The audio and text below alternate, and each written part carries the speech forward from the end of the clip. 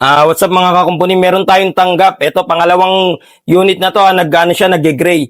Yung iba kasi hindi alam kung paano tanggalin to. Ganito lang po. Ano yung password set? Yun, auto correction. Ayun na. Naka-auto correction pala yung kanya ngayon kasi magkakaiba yan, no? Naka-gray and, gray and black. Pagka in-off mo yan sa settings, hanapin mo lang yung color inversion, hanapin mo na tong color correction.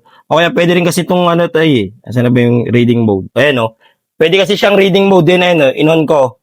Tapos in-off ko, bumalik yung kulay. And tingnan mo tayo, pagka in-on ko yung reading mode. Kaso naka-doble pala siya, kasama yung sa color correction. Naka-off dun, tapos dito rin, kaya ayan, bumalik na. Nagkaroon na ng kulay yung buhay. Ito na, bibigay na natin ha. Yun lang po, pagka sa settings lang po yun. Ito.